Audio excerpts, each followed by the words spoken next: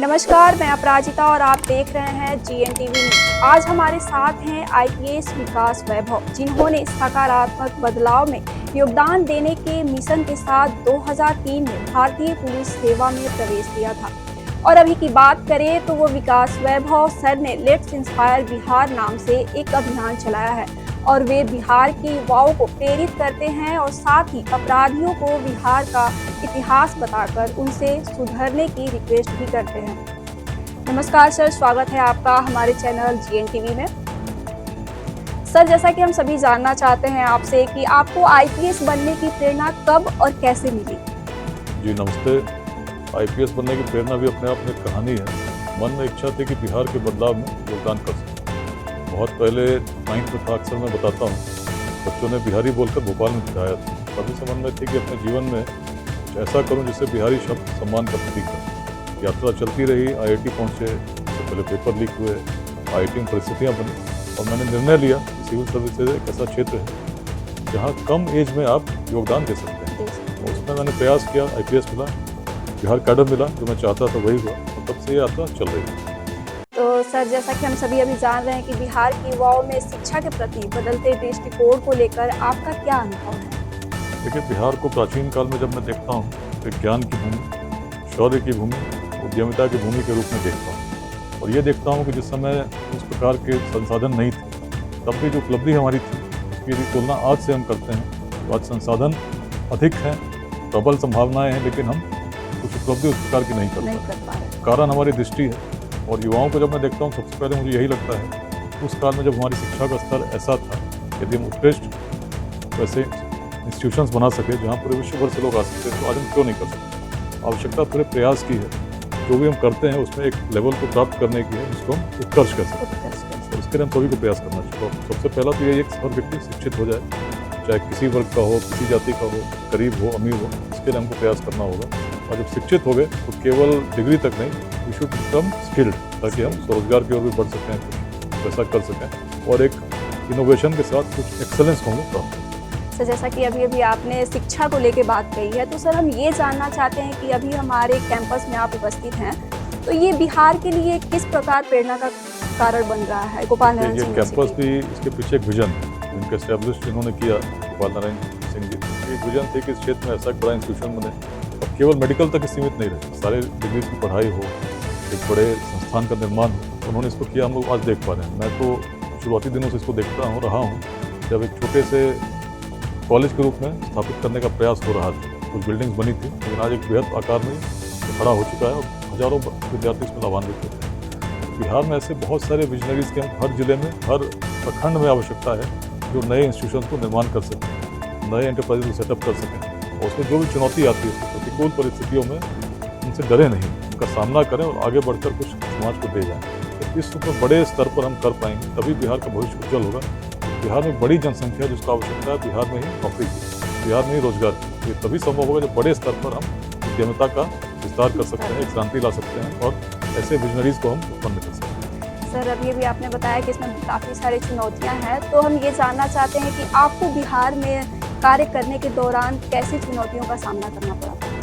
देखिए, चुनौतियाँ तो किसी भी कार्य क्षेत्र में होती हैं। बिहार की जिस सेवा में मैं रहा, पुलिस सेवा में, तो रोहतास और प्राणों पर भी संकट था पुलिस क्षेत्र में। The profession of the police man, police officer has the dignity of danger, वो तो है ही है, लेकिन साथ में बहुत सारे सामाजिक ऐसे ताने बाने जिस प्रकार से करने, राजनीतिक हो, सामाजिक हो, उस प्रकार के जिसमें आपको कई बार उलझना भी पड़ता है, समझाना पड़ता है और उनसे जूझना भी पड़ता है। उसको भी मैंने किया, लेकिन हमेशा मन में यही भाव यदि हम लेकर चलें कि मैं सही करूँगा, लेकिन कुछ गलत भी करना हो तो नहीं करूँगा, तो आप कभी भी किसी परिस्थिति में उपस्थित नहीं होंगे। और बी फर्म बट पोलाइट, तो इस मैक्सिम के साथ आप अपने हर कर्तव्य को अच्छे से कर सकते हैं। जितने भी चैलेंजेस आए, चाहे किसी को लगा हो कि इनको झुकाया जा सकता हो या गलत करने के लिए बाध्य किया जा सकता हो, मैं नहीं झुका। तो शुरुआत में जब ऐसा आप लोग देखते हैं तो लोग भी मान लेते हैं कि आप ऐसे ही चलेंगे और फिर आप स्वीकार कर लेते हैं। तो चुनौतियाँ होती हैं, लेकिन चुनौतियों का यदि सामना हम सही तरीके से करेंगे, एक कॉन्फिडेंस के साथ करेंगे और यदि मन में उस प्रकार के स्वार्थ नहीं, आप देश के लिए कुछ देना चाहते हैं तो आप हमेशा सफल हैं। बिल्कुल सर, यानी कि निस्वार्थ भाव से अपने देश को जो देना चाहते हैं वो दे और उसमें सफल हो। सर, इसी के साथ हमारा एक और सवाल है, जैसा कि हम सभी जान रहे हैं कि आप रोहतास के वादियों से वाकिफ़ हैं, और इन्हीं रोहतास के वादियों में हमारा गोपाल नारायण सिंह यूनिवर्सिटी उपस्थित है, जहाँ पे आज आप मुख्य अतिथि के रूप में उपस्थित हैं। इस दौरान सर आपको हमारा कैंपस और इस यूनिवर्सिटी में जो कार्यक्रम हो रहे हैं मेटामॉर्फोसिस 2.0 का, वो कार्यक्रम कैसा लगा? नहीं, मुझे बहुत अच्छा लग रहा है और इनफैक्ट मैं तो बता रहा हूँ, शुरुआत के दिनों से मैं यूनिवर्सिटी को उभरते हुए देख रहा हूँ। तो मेरी हृदय में बड़ी इच्छा है कि जब ये उस रूप में सफलता को प्राप्त करेगी, जिससे पूरे बिहार में इसके योगदान को लोग सराहेंगे, स्वीकार करेंगे और जितने विद्यार्थी यहाँ से निकल रहे हैं उसके ब्रांड एम्बेसडर्स बनेंगे। उस रूप में मैं देखता हूँ जो मेटामॉर्फोसिस, यदि हम किसी विद्यार्थी के जीवन को देखते हैं जब कॉलेज में हम आते हैं और जब कॉलेज से जाते हैं, it's a big Metamorphosis in the way कि आप आते हैं बिल्कुल नए, जिसमें आपकी दृष्टि बड़ी छोटी होती है, लेकिन यूनिवर्सिटी में आप आते हैं तो बहुत से आपका साक्षात्कार होता है, जीवन में क्या करना इस बार आप आगे बढ़ते हैं।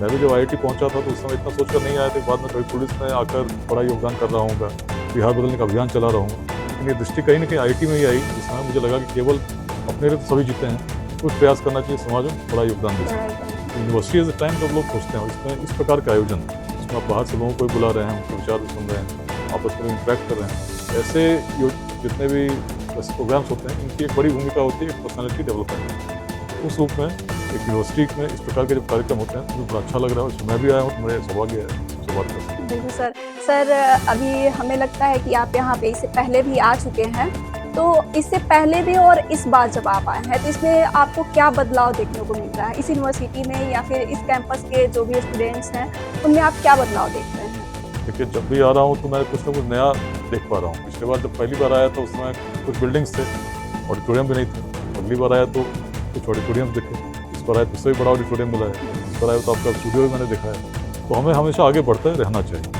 नदी जो प्रवाहित होती है, जल बहता रहता है तो शुद्ध रहता है, यदि रुक जाए तो प्रदूषित हो जाता है। किसी भी संस्थान के साथ, किसी भी सभ्यता के साथ, किसी भी संस्कृति के साथ भी नियम यही है। यदि हम एक लेवल पर आकर रुक गए, हमने ग्रोथ करना बंद कर दिया, तो हम फिर वहीं से हम पीछे जाने लगे। लेकिन यदि हम कुछ ना कुछ ऐड करते गए, कुछ इनोवेट करते गए, आगे बढ़ते गए, हमारी यात्रा चलती रहती है। जब शुभकामनाएं देना चाहता हूँ, मैं तो देखना चाहता हूँ जिस संस्थान को मैंने अपने प्रारंभ इसका मैंने सामने देखा है, बहुत आगे जाए, यही मेरी कामना है। क्योंकि इसके आगे बढ़ने से पूरे बिहार में निश्चित ऐसी प्रेरणा प्रसारित होगी कि ऐसे और संस्थान बिहार के हर प्रखंड में भी, हर जिले में निर्मित। सर, जैसा कि हम जानना चाहते हैं कि हमारा जो रोहतास जिला है, इसमें आपके अनुसार जो यहाँ के रोहतास जिले में जो विकास हो रहे हैं उसमें और अपराध हो रहे हैं, उनमें क्या बदलाव होना चाहिए और क्या सुधार होना चाहिए? देखिए, हर व्यक्ति को समझना होगा कि यदि प्राचीन काल में हम कुछ प्राप्त कर सके तो उसका कारण था हमारी भावना जो व्यक्ति को व्यक्ति से जोड़ती थी। सबसे बड़ी बात तो यही हो कि हमको देखना हो कि संघर्ष समाज में होते हैं जाति के नाम पर, संप्रदाय के नाम पर, ये नहीं। तो ये यदि होंगे तो हम आगे नहीं जा सकते। पहला तो ध्येय यही होना चाहिए कि इन संघर्षों से ऊपर उठें, जातिवाद से, संप्रदायवाद से ऊपर उठकर हम अपने क्षेत्र से विकास के लिए प्रयास करें। और जब ऐसा करेंगे तो हमें देखना होगा जो समाज बदल रहा है, टेक्नोलॉजीज नहीं आ रही है, उसको कैसे आत्मसात कर सकते हैं। हम लोग स्टूडियो में बात कर रहे हैं, आज का स्टूडियो आज से 20 साल पहले के स्टूडियो बहुत अंतर है ना। पहले कभी माइक यूज़ करते होंगे या उस प्रकार के ऑडियो डिवाइसेज यूज़ करते होंगे, सारी चीज़ें वायरलेस हैं, लेकिन हम लोग अडेप्ट कर रहे हैं। जैसे ही मेडिकल कॉलेज की बात करें तो आज सर्जरीज डॉक्टर्स करते हैं। आने वाले 20 समय में आज सुनने में बड़ा अजीब लगता होगा, लेकिन हो सकता है कि लोग रोबोटिक सर्जरी ज़्यादा प्रेफर करें। और इसके लिए हम कैसे अपने आप को तैयार करें कि यदि कोई दूसरा देश में, किसी दूसरे शहर में एक बड़े रोबोटिक सेंटर की स्थापना होती है, तो क्यों ना ऐसा सबसे पहले हमारे यहाँ जो अच्छी SOP के साथ कुछ अच्छा कर सके। ऐसी सोच के साथ कि कुछ नया अगर हो तो हमारे यहाँ क्यों ना हो। पहले का क्या होता कहीं और होता, फिर हम उसका अनुकरण करते हैं, अपने यहाँ उस प्रकार के सेंटर डेवलप करते हैं। यदि हम इनोवेट करने लगे, Bihar was the land of zero सबसे पहले हम ही लोगों ने दिया। तो आने वाले समय में भी ऐसा नहीं है कि हम कुछ नई मेडिकल टेक्नोलॉजी, कुछ नई टेक्नोलॉजी नहीं दे सकते, लेकिन यदि हम सोचेंगे नहीं कैसे करें, तो इस दिशा में अपने यूथ को भी हमको तैयार करना होगा। तो यूनिवर्सिटी के बारे में जो आपने बात की, मैं यही देखता हूँ कि जो चीज़ें आगे बढ़ रही हैं, कुछ ना कुछ नया दिख रहा है। As a centre of innovation यदि यूनिवर्सिटी स्थापित हुई, इस क्षेत्र में बिहार ने प्राचीन काल से बहुत कुछ इनोवेशन के रूप में पूरे विश्व को दिया है, तो आगे भी दे, यही मेरी कामना है। सर, अभी हम जानते हैं कि हमारे जो बिहार के युवा हैं या हमारे रोहतास जिले के, वो आपसे काफ़ी प्रेरित होते हैं, तो आप उनके लिए क्या संदेश देना चाहते हैं? लेकिन मैं तो सबको कहता हूँ अभियान के साथ जुड़ें। रोहतास में बड़ा कार्यक्रम हम लोग करने जा रहे हैं 1 दिसंबर को। इसमें हमारा प्रयास है कि हर गाँव के हर जन तक इस अभियान के संदेश को ले जाएं और बताएं कि बिहार प्राचीन काल में यदि अग्रणी था, तो कारण हमारी सोच थी और आज भी हम कर सकते हैं। और इसके लिए मैं सबसे आह्वान भी करूँगा, तो यूनिवर्सिटी के स्टूडेंट से आह्वान करूँगा, आप भी आइए। एक एक व्यक्ति के योगदान से ही बिहार बदलेगा, क्योंकि यदि हम छोटे समूह में सीमित होकर रह गए, खंडों में बट कर रह गए, बिहार नहीं बदलेगा। सबको योगदान करने की आवश्यकता है। सबको सोचने की आवश्यकता है और एज अ यूथ सबसे पहले स्वयं सफल होने की आवश्यकता है पूरे परिश्रम के साथ। और एक बार सफल आप हो गए तो केवल स्वयं तक सीमित न रहकर पूरा संविधान समाज को देने की समाज आवश्यकता है। को देने। आपका बहुत बहुत धन्यवाद सर, आपने अपना बहुमूल्य समय हमें दिया, इसके लिए आपका बहुत बहुत धन्यवाद। जैसा कि हम सभी देख रहे हैं कि हमारे विकास वैभव सर ने हमारे नए यूथ के लिए एक बहुत ही अच्छा संदेश दिया है। उन्होंने बताया है कि उन्हें सफल होने के साथ साथ आगे और लोगों को भी सफल करना है और अपना योगदान देते रहना है। धन्यवाद। ऐसे ही खास और रोचक जानकारियों के लिए बने रहिए हमारे साथ और देखते रहिए GNTV न्यूज़।